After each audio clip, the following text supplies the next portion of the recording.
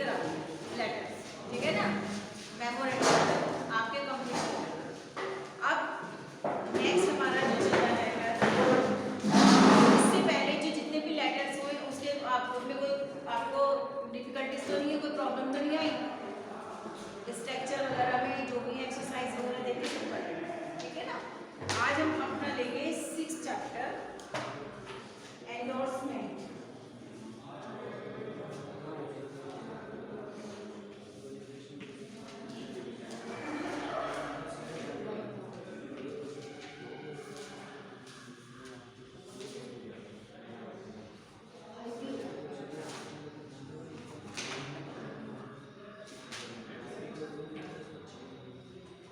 Endorsement letter, इसका क्या मतलब होता है? इसका मतलब होता है पहचान पत्र।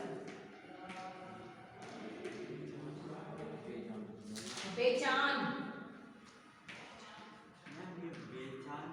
हाँ पहचान पत्र। अभी बताते हैं आपको कि एंडोर्समेंट लेटर क्या होता है।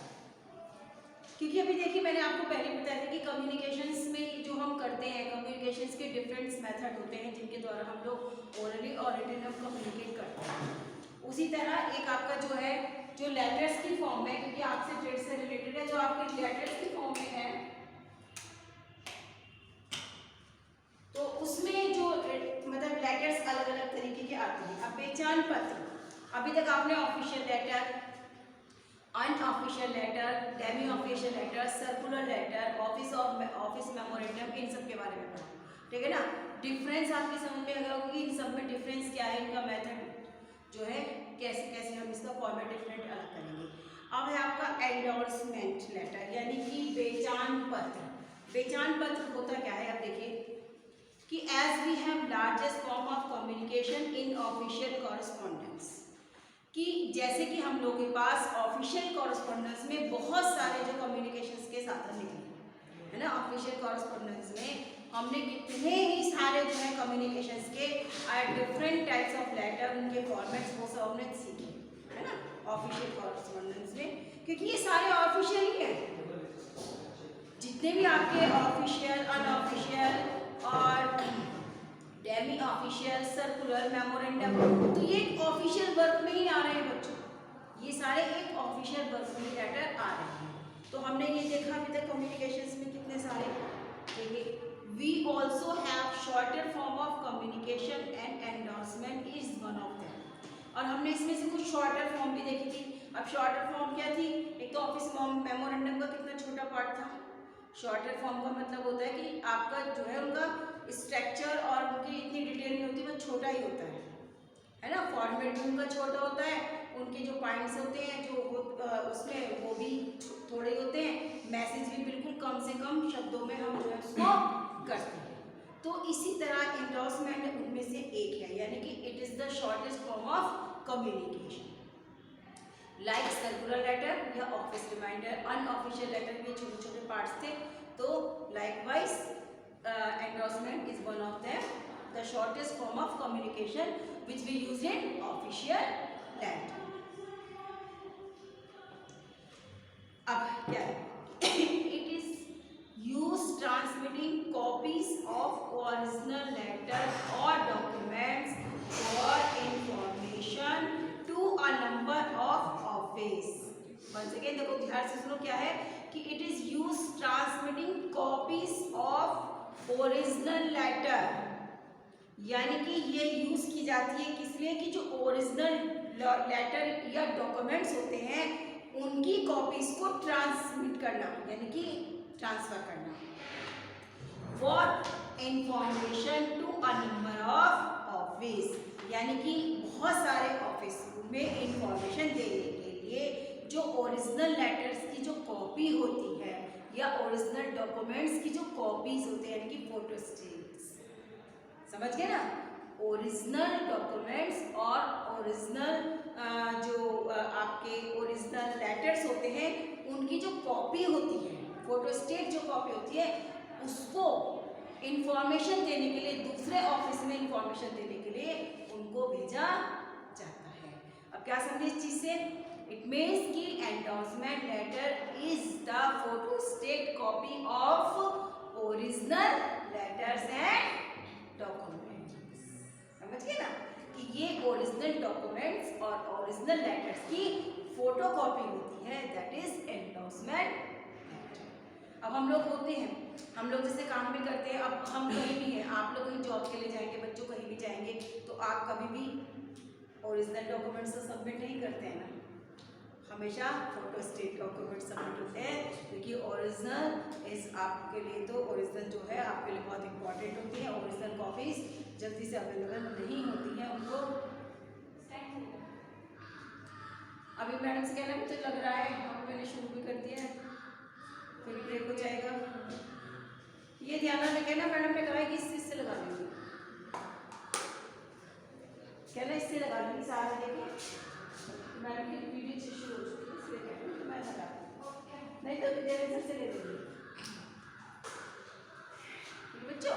तो ये कि हम कभी भी ओरिजिनल डॉक्यूमेंट्स वगैरह हम कहीं भी सबमिट नहीं करते, क्योंकि ओरिजिनल डॉक्यूमेंट्स हमारे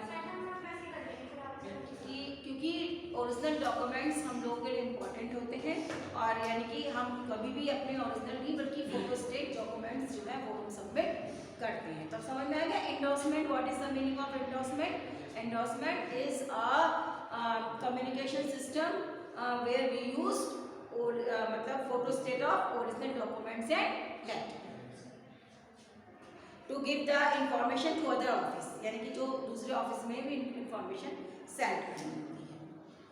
It is also used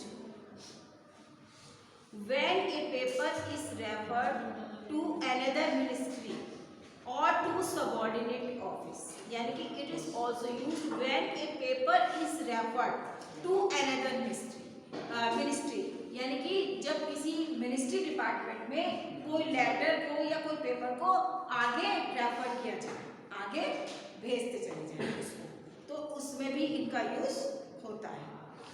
और सबऑर्डिनेट ऑफिस यानी कि उससे संबंधित ऑफिस में जब कोई पेपर को हम आगे रेफर करते हैं। अब रेफर का क्या होता है कि मतलब जैसे रेफर कोई चीज़ रेफर करी जाती है, जैसे इसमें है तो ओरिजिनल पेपर या डॉक्यूमेंट्स तो रहता है वहीं, उसकी जो फोटो स्टेट कॉपी होती है वो आगे आगे आगे फॉरवर्ड कर दी जाती है। As it is already mentioned that endorsement is a shorter form of communication, और जिससे कि आपको पता भी चल गया है कि ये कम्युनिकेशन की शॉर्टेस्ट फॉर्म होती है, यानी कि छोटा उसका रूप होता है, शॉर्ट फॉर्म में होता है ये एंडोर्समेंट।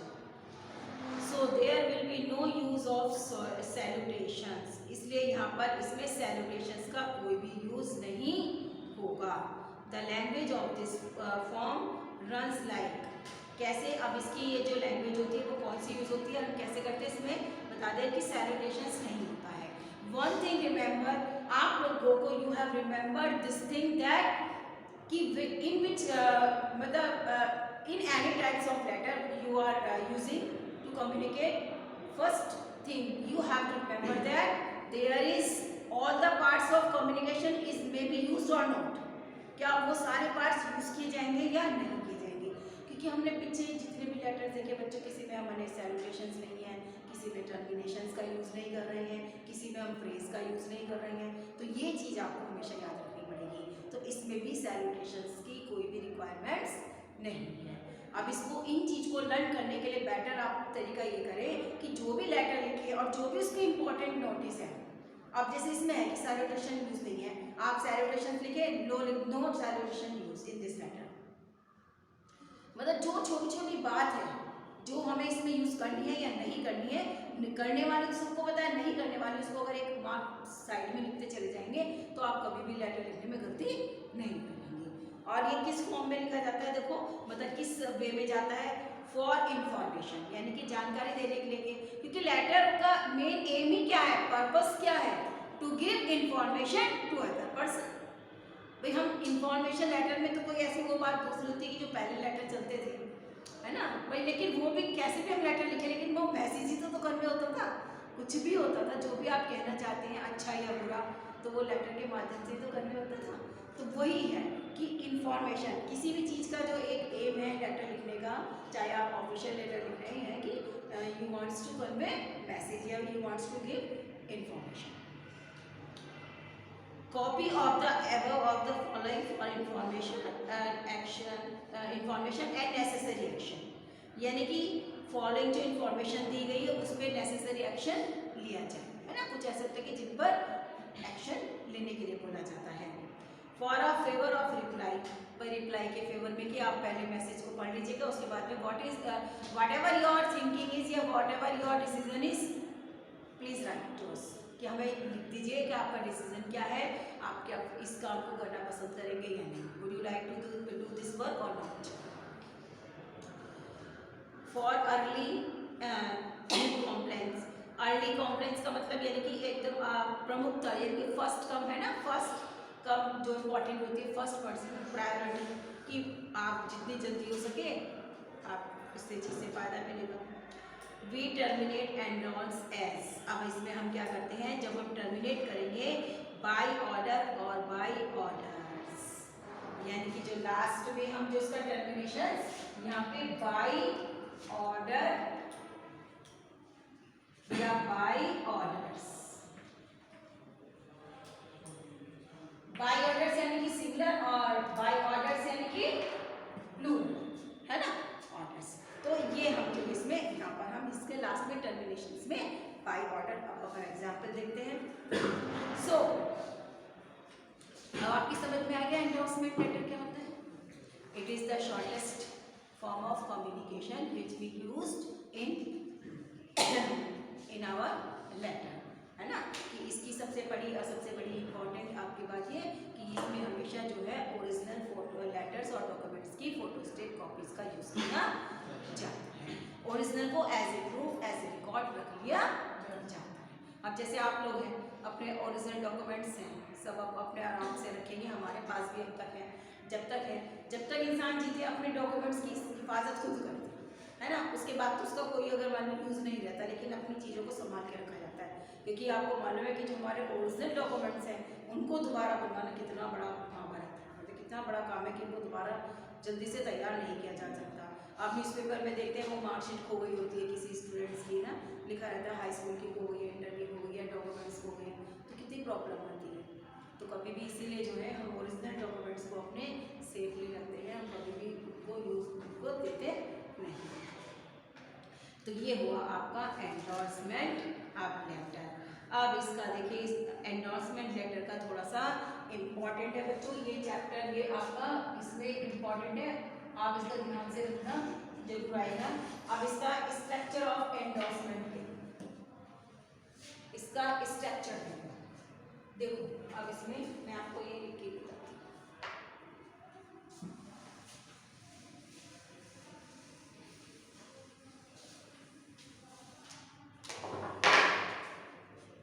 अब इन्होंने देखिए फर्स्ट जो है इसमें आपका स्ट्रक्चर जो दे रखा है, जो सेंटर वगैरह में दे रखा है ना उन्होंने, और फिर बाद में एग्जाम्पल दे रखा है, एग्जाम्पल यानी सेंटर में बीच में दे रखा है, लेकिन अब हम एग्जाम्पल को देख के लिखेंगे।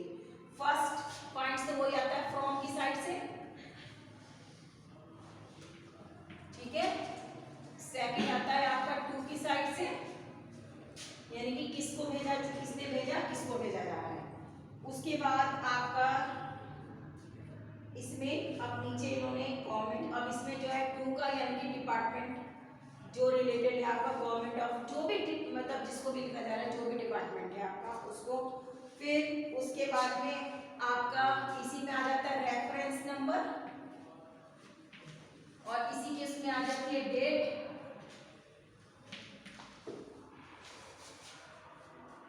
फिर उसके नीचे लाइन वाइज और सब्जेक्ट के भी सब्जेक्ट आ जाता है कि सब्जेक्ट क्या लिख रहे हैं।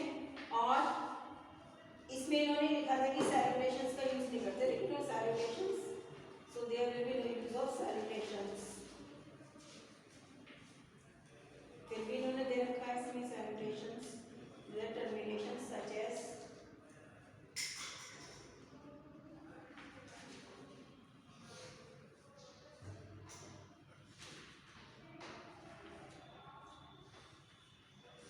एंडोर्समेंट ही होगा।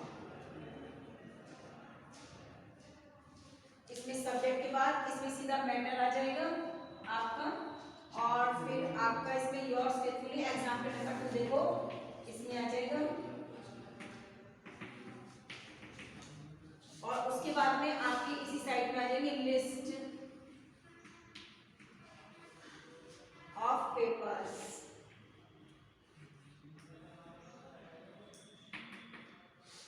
लिस्ट ऑफ पेपर्स 1 2 3 4, यानी कि देखो इसमें क्या होगा कि सबसे पहले एंडोर्समेंट, ये आपने सेंडर और रिसीवर तो हो ही गया,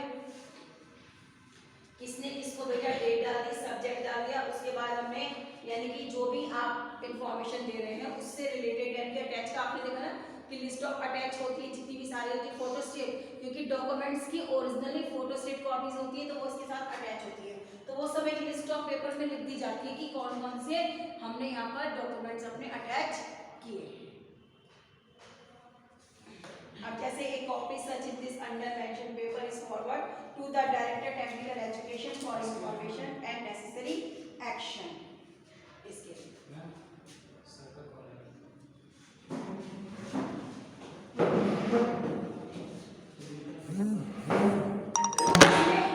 सब्जेक्ट ओहो कैसे क्या देखना चल रहा है, चल तो रहा है। चल तो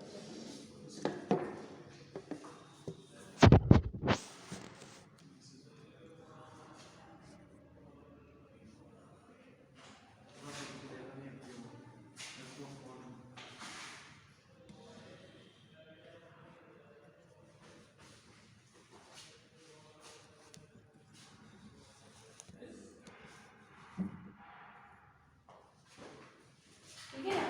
तो लिस्ट ऑफ पेपर यानी कि यहाँ पर लिस्ट ऑफ पेपर आ जाती है, उसके बाद आपका जो है इसमें योर्स करके बाद टर्मिनेशंस और उसके बाद में भेज दिया जाता है। यानी कि कोई भी इंफॉर्मेशन जो हम दे रहे हैं उससे रिलेटेड देखिए उसमें आपकी कॉपीज मतलब पेपर डॉक्यूमेंट्स वगैरह सबमिट आप करने के लिए कर रहे हैं, अगर है तो लिस्ट ऑफ पेपर्स की बना दीजिए। यदि रिक्वायरमेंट्स हैं तो आप लिस्ट ऑफ पेपर यहाँ पे लिस्ट बना देंगे, अदरवाइज जो भी मैसेज होता है उसको आप डायरेक्टली मेंशन कर सकते हैं। अब जैसे है देखिए एग्जाम्पल नंबर 3 है आपका from national coordinator community polytechnics scheme sector 26 Chandigarh, ठीक है ना। अब है 2 the director technical education Haryana, reference number डाल दिया, डेट डाल दी, आप सब्जेक्ट है regarding the progress report of